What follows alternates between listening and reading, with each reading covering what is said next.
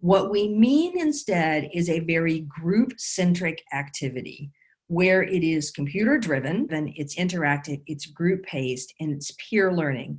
Something we find this younger group is so excited about because they're learning from each other and trading secrets of what they've heard. What a mentor or boss has said to them, how they've said it, what they've said about it, and that discussion and debate is what is so exciting and engaging in this one. It's real events. Every one of these scenarios that we've used comes from a client, and in fact, in many cases, come from about 10 clients simultaneously. And there are real consequences. The choices that you make here are not obviously one or the other, but they do have real consequences for you. Because one group is against another, that adds a little bit of fun. And it's very much in a go-do focused kind of way, meaning when you leave this, there's something that you need to go do. And so that turns it into an action and an immediate applicability. All right, so with that, what we thought is that we give you a taster of what all of this looks like. So before I do that, let me say, how do you win? And we do that with 5 gauges. There are 5 metrics here that we use, and these are the 5. We're going to minimize the use of our extra time. So we have a little bit of marginal time, and we want to not try to use all of it so that we're not overloaded. We want to manage the workload so that we're not doing too much, and that's going to affect time, of course. We have to maximize stakeholders' opinions, and we need to maximize our promotion readiness so people see us as being ready for another opportunity. And of course, we want to maximize business impact. So there you go. Those are the 5 things, and we're going to do this in this simulation. In effect, we're trying to balance the time that's expended against the results that you get. And we're going to do this in the simulation by a little graphic that you see at the bottom that has all 5 of those gauges, and you'll see that it's a little line. We start with some time, and it's going to decrement, and each of the other 4 are going to go up. And we'd like the last 3 to go up a lot, and the workload to not go up too much. It's the simple answer for all of it. So if that's how you win, at least in this simulation, let's give it a go. So in this, we have the world of Sabrina, and we're going to give you one of the scenarios just to get your reaction and to see what you think about the simulation. So here we go. There's pre-work to this, so we would do this in advance, but today I'm going to introduce it to you right here. So Sabrina just took a new global role. She utilizes her expertise and forces her to now interact with a global team, and she's now responsible for a large project and all of its day-to-day operations. And the intent is to put her in a role that most of you and most of our participants can identify with. A big opportunity to show what she's capable of doing, but largely still a doing, executing role as opposed to a strategic, purely thinking role. All right, now on the positive side, we're going to say about Sabrina, just so you can kind of get a sense of her and relate to her, is like many of us, she likes to be in control and she's very organized. She's ambitious, like many of us. She's very smart and well-educated. She's also pretty friendly and gregarious and doesn't necessarily like to be the center of attention, like many of us. And she was first in her class at university, like many of you. I'm not going to claim credit for that one, on the positive side. And on the areas for development, she really prefers for her work to speak for itself. Again, something we find from a lot of women around the world that we talk to. They don't want to do the self-promotion and the politics that go with it.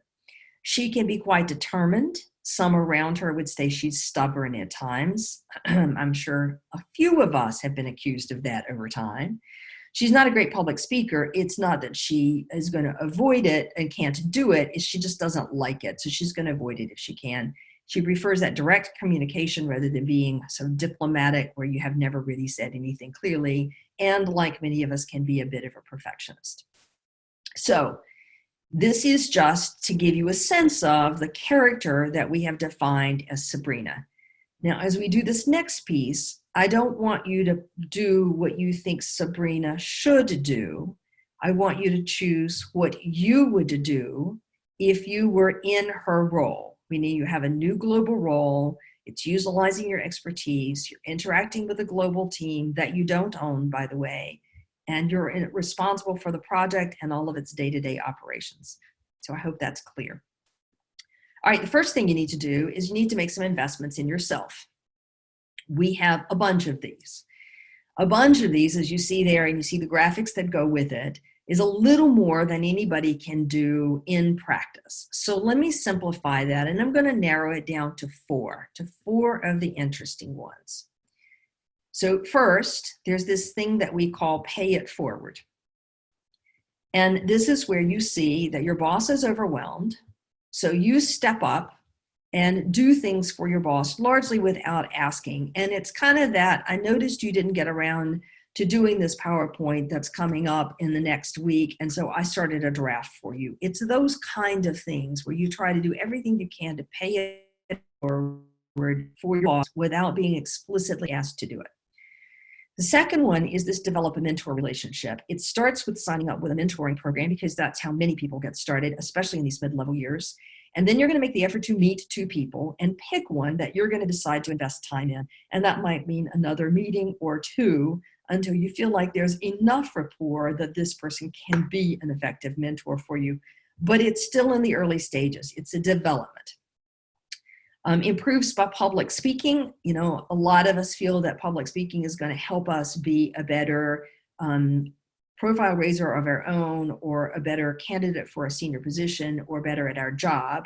And many people are now giving the advice that you should take a Toastmasters class. It's actually a brilliant strategy, and it works really, really well for many, many people. So that's an investment you can make. And then the last one is for all of my L&D colleagues, you know, and for us, because this is what we do, you decide to invest in going to a training class that you've been invited to and meeting with peers in that training program. Now, this training program is going to take 6 months, so it's a bit of commitment of time, and it's only worth it if you make an effort to say, how am I going to use that training to my advantage? Okay, so 4 options there for you.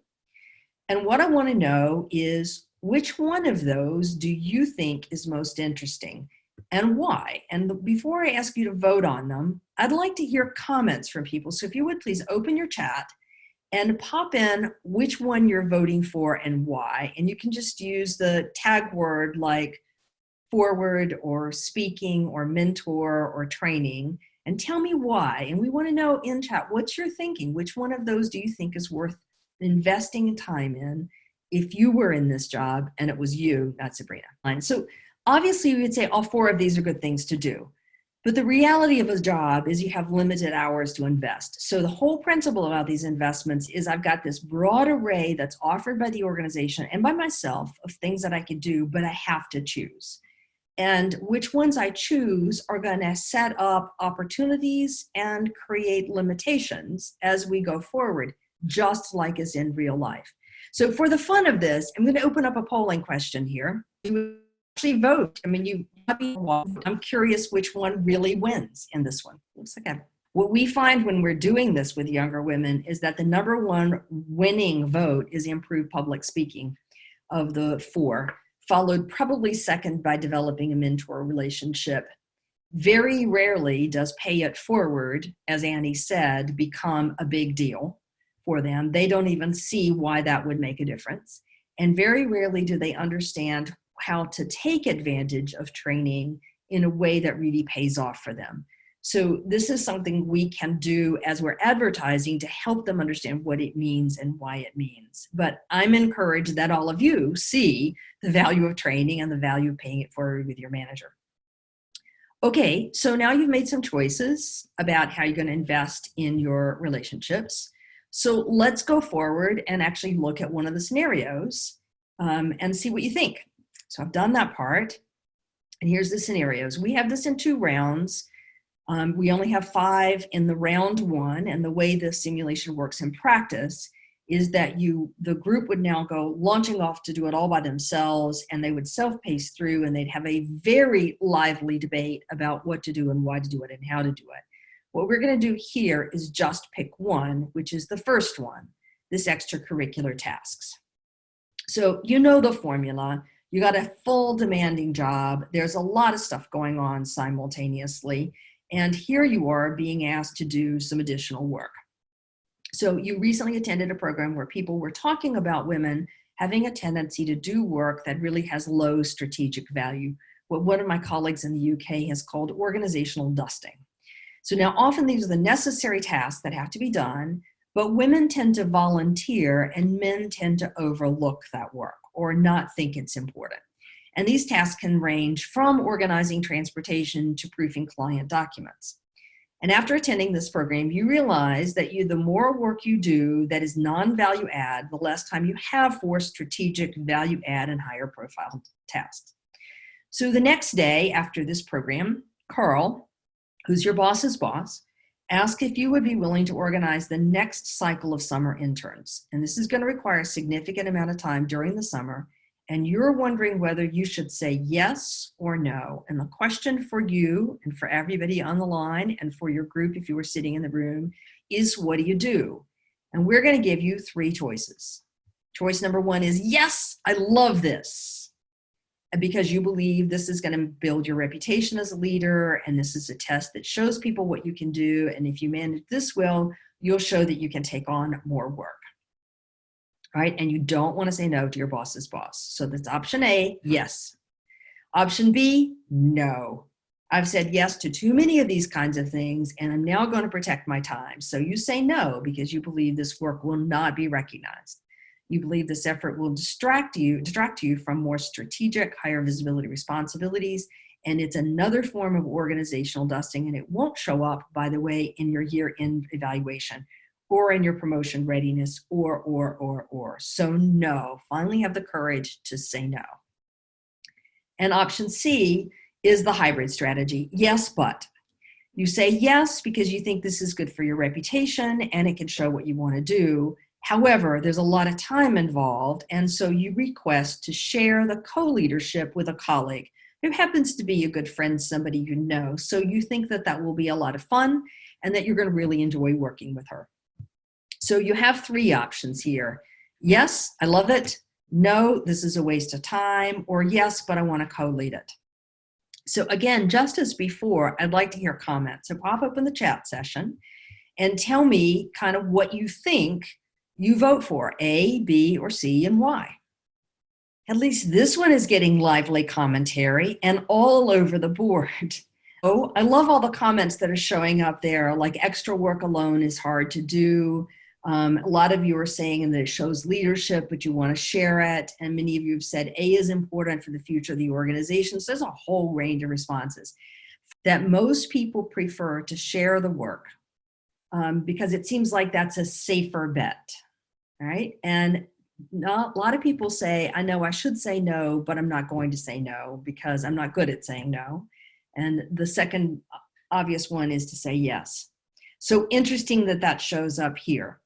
Well, so let us show you what we think of those choices. And the more important thing is not what's the right answer. The more important thing is, how do you know which one is a good choice and when? And let me explain this to you in the following way. So let's look at consequence C. What typically happens when you try to share work with somebody is that it turns out that it takes a lot more time than anybody had thought it would take. And then frequently your partner ends up letting you down because, for good reasons, they get overloaded, they don't have enough time. And so you end up then doing the lion's share of the work, the extra work of the coordination, and now you have to share the credit for it.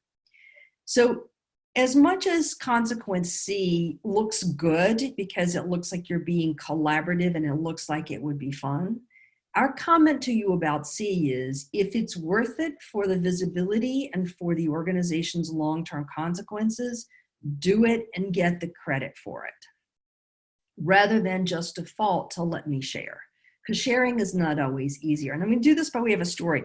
A young woman that I worked with a number of years ago, who's in London, decided that she would take advantage of her company allowing for a job sharing. It sounds like a great thing, particularly as both of them were young mothers, and it seemed like it was a wonderful story, an opportunity to go forward. I am certain that they both spent 33% more time just trying to stay coordinated with each other. And they had very different styles in working. So what one wanted, what seemed a natural way to do something for one was not a natural way to do the other one. They both ended up hating the job, and by the way, not doing a brilliant job of it because the coordination was just burdensome. And it's those kind of stories that have inspired Consequence C. So, lest you think that saying no is a really good idea, we're not sure. Because if you've been arguing for Will and Carl, Will is your immediate boss and Carl is your boss's boss, that you're ready to take the next step and you're now unwilling to take on additional responsibilities, it starts to send a really mixed message. And I often believe for women who are not in formal leadership positions that some of this extracurricular stuff is how you really show your capability to lead. But that said, I don't want to say that you should say yes to absolutely everything that comes across your desk because that's foolhardy. Rather, I would have you say, how would you know if this is an occasion that you should say no? And I'll give you a hint.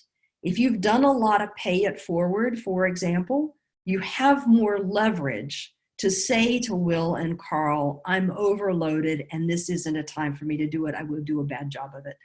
So that's a thing to think about. You don't realize often how some of those investments now should start to pay off at this moment in time. If you haven't done a lot of pay it forward, then I can imagine Will and Carl are saying, really, what's this about? One of the things that we encourage you to think about is when you're trying to say, do I say yes or no, is to ask yourself the question, how do I know if this is an important effort or not? Carl's the senior manager here. Does Carl care about it? And some things I'd encourage you to say is, well, does Carl show up for the intern events? Does Carl talk about the interns and the importance of the summer interns? Does Carl get to know the summer interns? Who was it that did those summer interns last year and what's happened to their career? Are they seen as on a good track? Just ask yourself some questions before you choose to say yes or no. And if you find that Carl doesn't care, then you probably should say no. And then you've got to do something else to kind of boost your readiness. And that's where your investments come back as a strategy. In this particular case, we happen to believe that A also has some consequences because it's going to take a huge amount of time. And, it's going to take away from your other priorities. So you've got to get prepared to negotiate that.